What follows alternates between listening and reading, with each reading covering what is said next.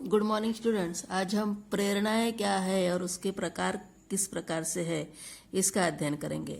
तो प्रेरणा को ही अभिप्रेरण करके कहते हैं, जिसको मोटिवेशन अर्थात आपके अंदर कार्य करने की तीव्र इच्छा शक्ति जागृत होना, आप उत्साहपूर्वक कार्य करना, उसी को ही प्रेरणा करके कहते हैं।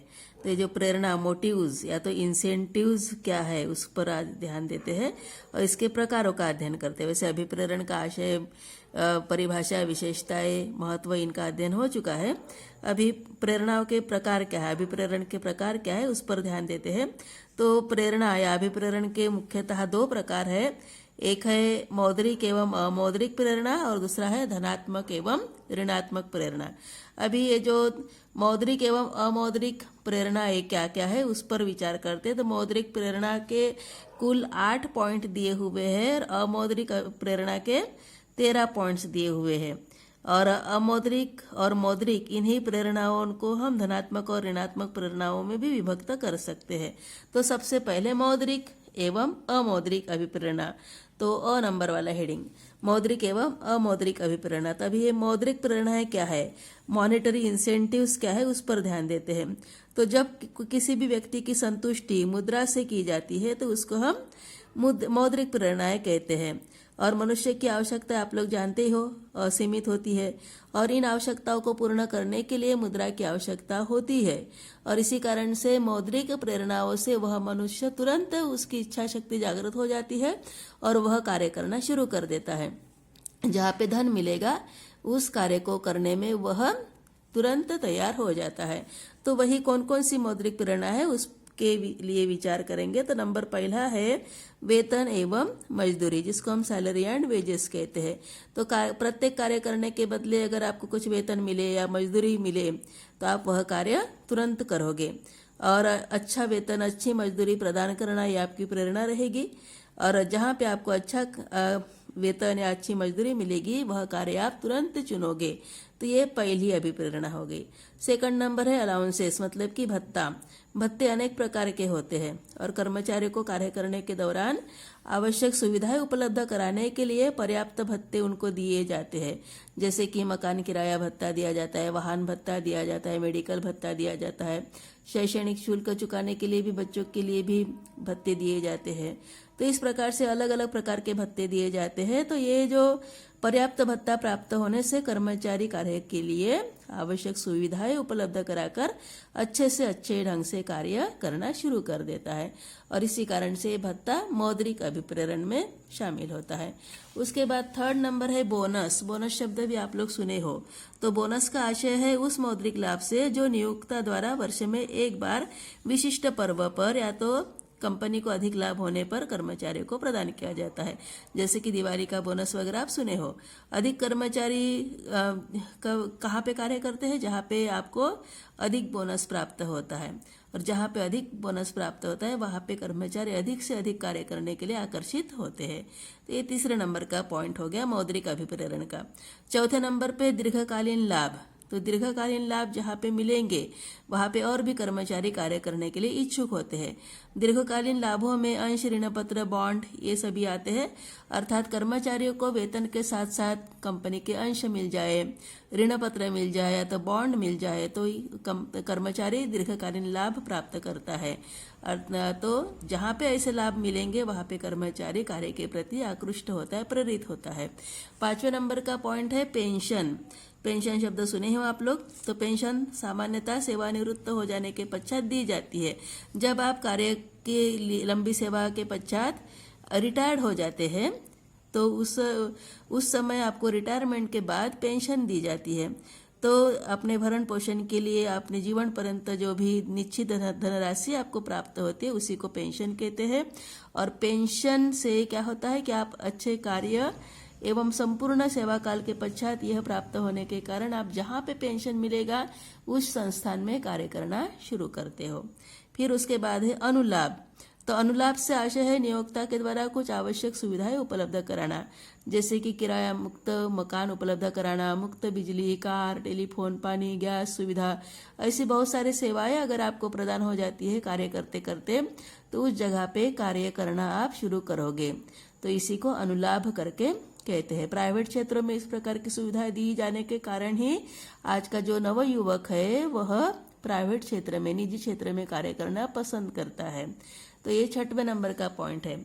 7वें नंबर पे है भविष्य निधि में अंशदान। तो ये कंट्रीब्यूशन इन प्रोविडेंट फंड, तो कर्मचारी के भविष्य के लिए उसके भविष्य निधि में एक निश्चित राशि प्रतिमाह जमा करना, उसी को ही भविष्य निधि में अंशदान करके कहा जाता है और इससे कर्मचारी अच्छी सेवा की ओर आकृष्ट होता है। तो जहाँ पे आपको प्रोविडेंट फंड में आपके धनराशि जमा हो जाती है तो ये एक प्रकार की आपकी भविष्य की सुरक्षा हो जाती है और इसी कारण से भविष्य निधि भी क्या है आपके लिए प्रेरणा का कार्य करती है। फिर उसके बाद 8वें नंबर का पॉइंट है अवकाश वेतन। तो कर्मचारी को ऐसे अवधि का वेतन पाने की सुविधा प्रदान की जानी चाहिए जिसका उपयोग उसने नहीं किया है। प्रत्येक कर्मचारी को वर्ष में सामान्यतः 30 दिन का अवकाश वेतन प्राप्त होता है और यही अवकाश वेतन प्राप्त करने के लिए कर्मचारी अधिक से अधिक कार्य करता है और कभी भी बीच में छुट्टियां नहीं लेता। तो इस प्रकार से 8 पॉइंट है मौद्रिक अभिप्रेरण के। तो आशा करते हैं ये पॉइंट समझ में आ गए होंगे। अभी जाते हैं अमौद्रिक अभिप्रेरण पर, नॉन मॉनेटरी इंसेंटिव्स पर। तो जब व्यक्ति को मुद्रा या तो धन के अतिरिक्त अन्य किसी भी ढंग से संतुष्ट किया जाता है तो इस प्रेरणा को हम बोलते हैं अमौद्रिक प्रेरणा। मतलब कि यहाँ पे व्यक्ति को धन से संतुष्ट नहीं किया जाएगा बल्कि धन के अतिरिक्त अन्य साधनों से संतुष्ट किया जाता है तो उसको अमौद्रिक अभिप्रेरण कहेंगे। और अमौद्रिक अभिप्रेरणाएं पूर्णतः सामाजिक और मनोवैज्ञानिक तरीके की होती है।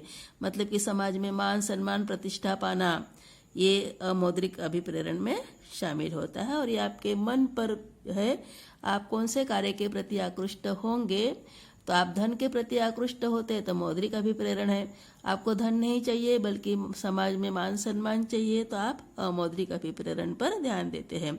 और इसीलिए यहाँ पे एक कोटेशन है कि मनुष्य केवल रोटी कपड़ा मकान से ही जीवित नहीं रहता अपितु इसके साथ उसे अपनी प्रतिष्ठा सम्मान आदि की भी आवश्यकता है।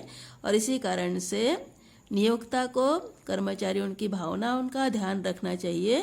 और कुछ अमौद्रिक प्रेरणाएं जिसको गैर मौद्रिक प्रेरणाएं भी कहते हैं तो उन पर भी नियोक्ता का ध्यान होना चाहिए। तो ये कौन कौन सी अमौद्रिक प्रेरणाएं हैं, गैर मौद्रिक प्रेरणाएं हैं, उस पर भी आप विचार करोगे। तो सबसे पहला है नौकरी की सुरक्षा। तो कर्मचारी के लिए अधिक वेतन और सुविधाओं से ज़्यादा महत्वपूर्ण है उसकी नौकरी की सुरक्षा, क्योंकि युवा अवस्था में आप सक्षम होते हैं, आपको अच्छी नौकरी प्राप्त होगी और जीवन के अंतिम काल में अगर आपको नौकरी से निकाल दिया जाए, कुछ असक्षमता आपके अंदर आ जाए और नौकरी से आपको निकाल दिया जाए तो यह स्थिति काफ़ी दुखदायी होती है। और इसीलिए कर्मचारी अन्य सुविधाओं मुद्रा से अधिक नौकरी की सुरक्षा चाहता है और नौकरी की सुरक्षा के कारण ही निजी उपक्रमों की अपेक्षा शासकीय प्रतिष्ठानों की और नौकरी का लगाव अधिक होता है, क्योंकि सरकारी प्रतिष्ठानों में नौकरी की सुरक्षा रहती है, निजी प्रतिष्ठानों में नौकरी की सुरक्षा नहीं रहती, आपकी सक्षमता पर कार्यक्षमता पर नौकरी आपकी बनी रहती है। तो ये पहला पॉइंट है अमौद्रिक अभिप्रेरण का। उसके बाद दूसरे नंबर का पॉइंट है पदोन्नति के अवसर, प्रमोशन की अपॉर्चुनिटी है, अपॉर्चुनिटीज ऑफ प्रमोशन। प्रत्येक व्यक्ति बड़े से बड़े पद पर पहुंचने की आकांक्षा रखता है और इसी कारण से जिस संस्थान में आपकी योग्यता, कुशलता, अनुभव इसको प्राधान्य दिया जाता है और उसी के आधार पर पदोन्नति का अवसर आपको प्राप्त होता है तो वहां पे आप कार्य करना ज्यादा पसंद करते हो। तीसरे नंबर पे है पुरस्कार तथा दंड। प्रत्येक कर्मचारी अच्छे कार्य का पुरस्कार चाहता है और गलत कार्य के दंड से भी डरता है और इसीलिए उसको अच्छे कार्य अगर वो करता है तो उसे पुरस्कार अवश्य देना चाहिए और गलत कार्य अगर होता है तो उस कार्य की पुनरावृत्ति न होने के लिए कुछ दंड भी लगने चाहिए। तो ये भी एक प्रकार की अमौद्रिक अभिप्रेरणा है, पुरस्कार एवं दंड भी आवश्यक होते हैं। चौथे नंबर पे है प्रतिष्ठा। समाज का प्रत्येक व्यक्ति अपना मान सम्मान चाहता है और इसी कारण से अगर किसी व्यक्ति को किसी कार्य करने से प्रतिष्ठा मिलती है तो वह कार्य वह स्वीकार करता है, चाहे उस कार्य में उसको कम वेतन, कम धन क्यों ना प्राप्त हो। तो प्रतिष्ठा जहाँ पे प्राप्त होती है वह कार्य आप आसानी से चुन लेते हो, उसे स्वीकार कर लेते हो। उसके बाद 5वां नंबर है भय का अभाव।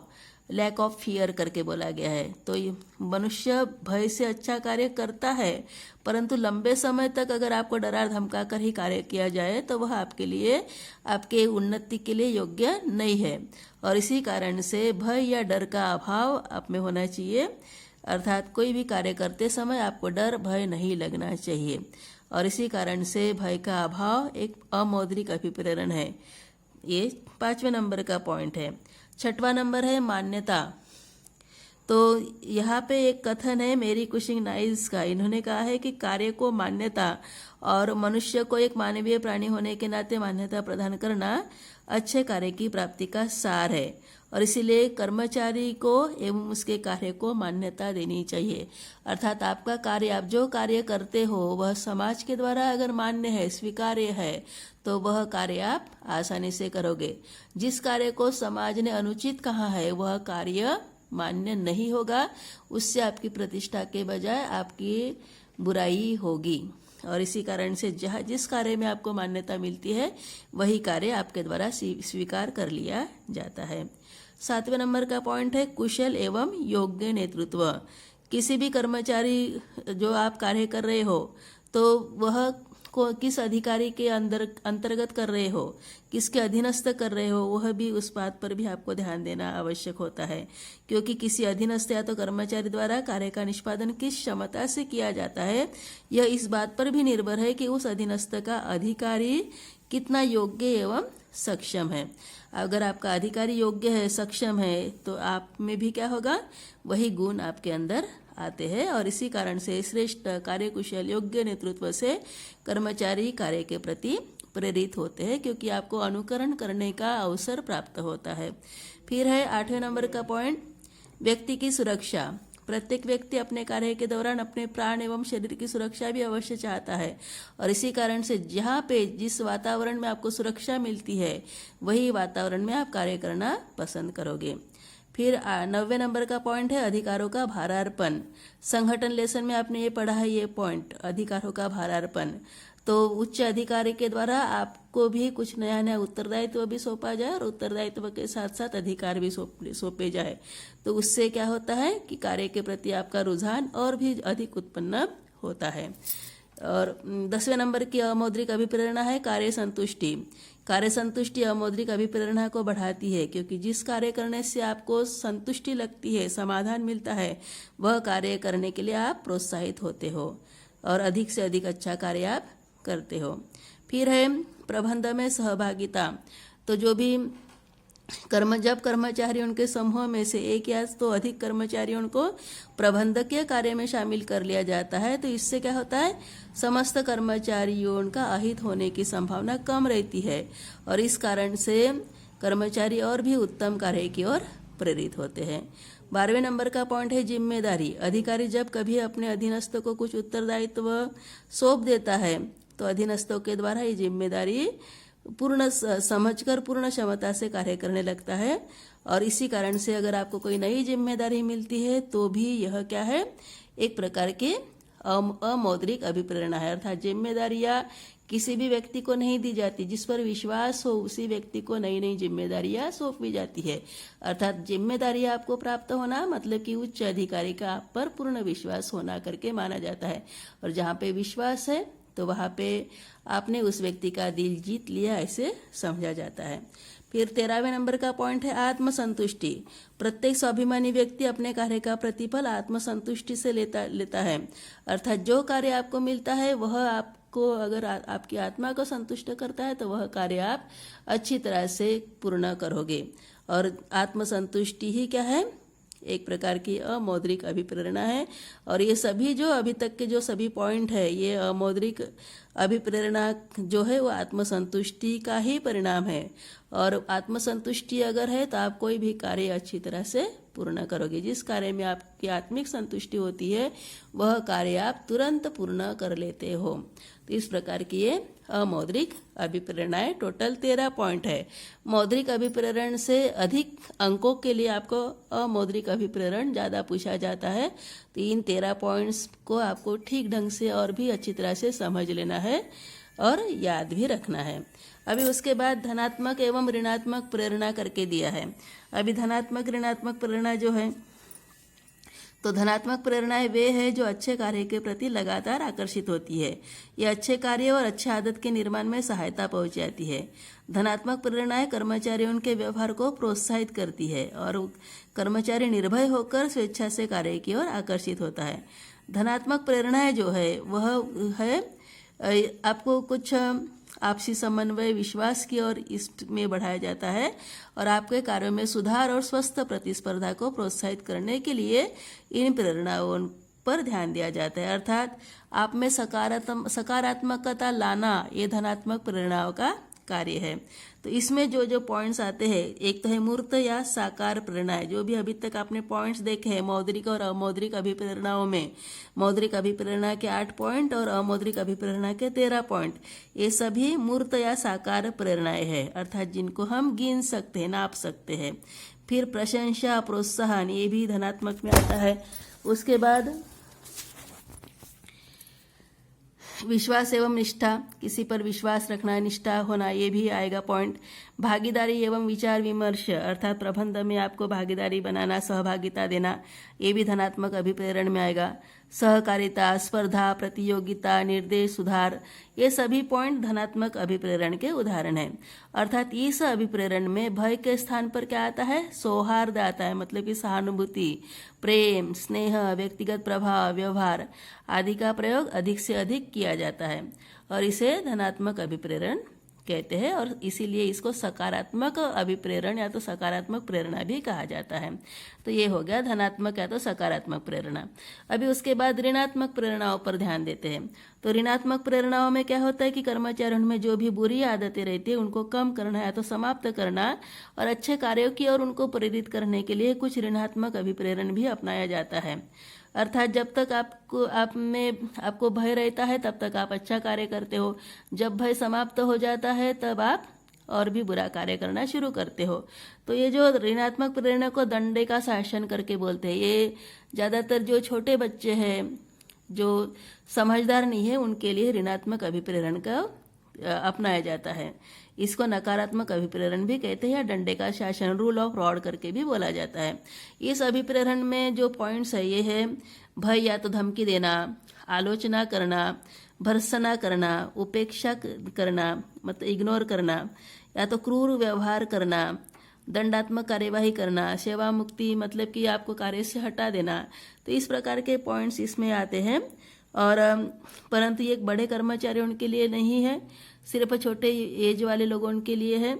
और अगर किसी संस्थान में कर्मचारियों के लिए अगर इस प्रकार के ऋणात्मक अभिप्रेरण को अपनाया जाता है तो वर्तमान समय में इस प्रकार के कार्यों पर ध्यान नहीं दिया जाता, क्योंकि श्रम संघ के सशक्त हो जाने से और शिक्षा का उचित प्रसार हो जाने के कारण ऋणात्मक अभिप्रेरण को उचित नहीं माना जाता।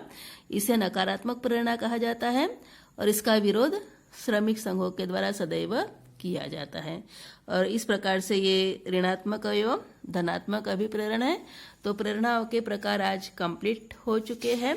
प्रेरणाओं के प्रकार मौद्रिक और अमौद्रिक अभिप्रेरण और साथ में धनात्मक एवं ऋणात्मक अभिप्रेरण, इन सभी पॉइंट्स पर ठीक से ध्यान देना है और सभी अभिप्रेरण को विशेषतः अमौद्रिक अभिप्रेरणों को विशेष रूप से समझकर याद रखना है।